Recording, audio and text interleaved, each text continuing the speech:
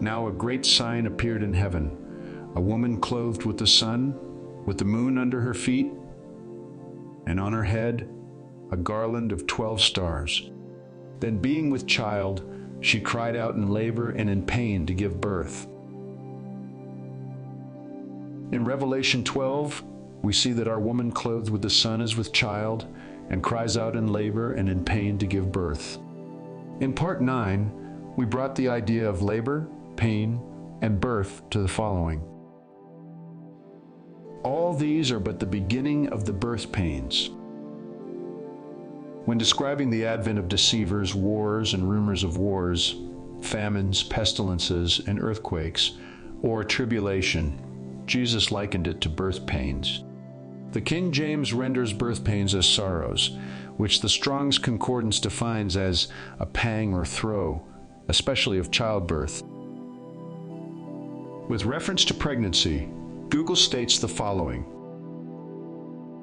The average length of a human pregnancy is 40 weeks, or 280 days, from the first day of a woman's last menstrual period. This period is divided into 3 trimesters, each lasting about 13 weeks. 40 weeks or 280 days, 13 weeks, and 3 trimesters. Might these numbers have spiritual significance?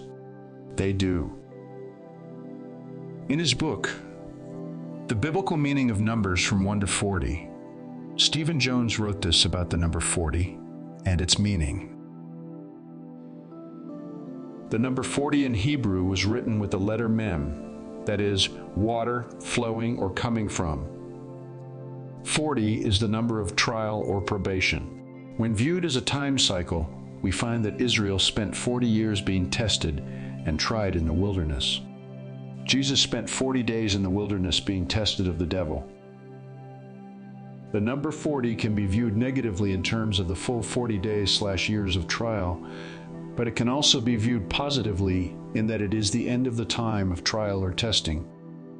In the positive sense, then, 40 speaks of Israel crossing the Jordan River after 40 years in the wilderness. In that sense also, Israel came from the wilderness and flowed into the promised land. 40 is the product of 8 and 5. 8 is the number of new beginnings, while 5 is grace. Thus, 40 can be seen as entering grace after a period of trial, as well as the beginning of something new. Obviously, these are both factors in the cases of Israel and Jesus. As we see, 40 is the number representing a time of trial or testing, a period of probation, if you will, that with both Israel and Christ ended with a new beginning. The fact that 40 is a product of 8 times 5, where 5 is the number of grace, shows that this time of trial is saturated in grace, thereby equipping us to endure. It's also important to note that 40 is synonymous with the wilderness, the place of testing. 280 can be rendered as 28 times 10, where 28 denotes the leading of the Spirit, and 10 denotes the number of divine order being reestablished, one way or another, through the judgment of the law. In keeping with the leading of the Spirit, we read the following. Then Jesus was led up by the Spirit into the wilderness to be tempted by the devil. Note the phrase, led up. We'll come back to this.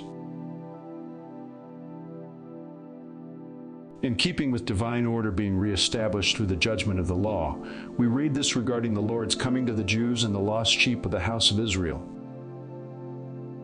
Do not think that I came to destroy the law or the prophets. I did not come to destroy, but to fulfill. For assuredly, I say to you, till heaven and earth pass away, one jot or one tittle will by no means pass from the law till all is fulfilled.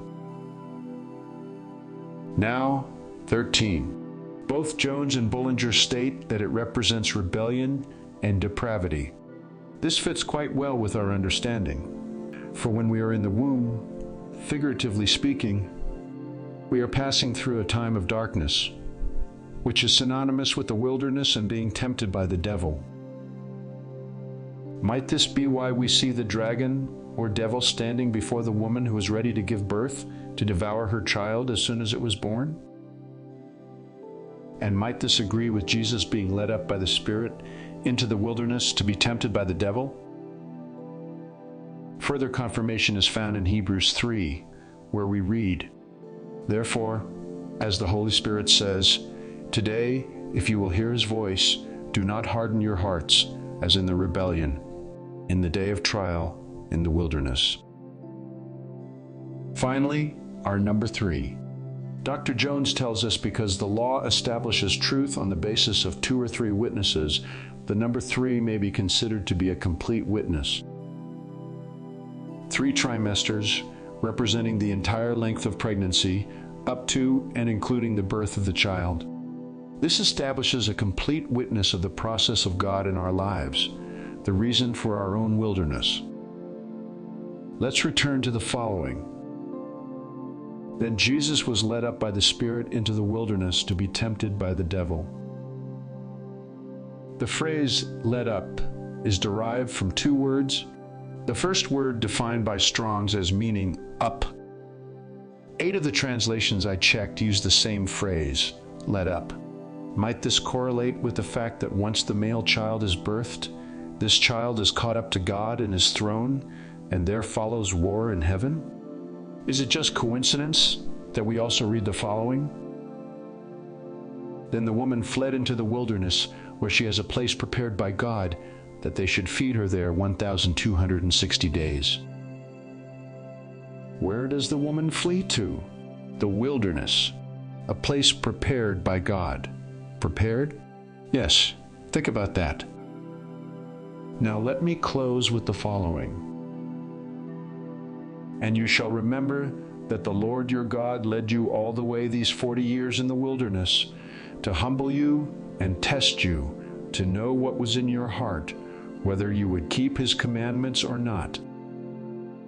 So he humbled you, allowed you to hunger, and fed you with manna which you did not know, nor did your fathers know, that he might make you know that man shall not live by bread alone, but man lives by every word that proceeds from the mouth of the Lord." No doubt, the Lord was quite familiar with these passages, for when the tempter came to him in the wilderness and said, "If you are the Son of God, command that these stones become bread," how did he respond? It is written, "Man shall not live by bread alone, but by every word that proceeds from the mouth of God." In our next video study, we'll look closer at the war in heaven.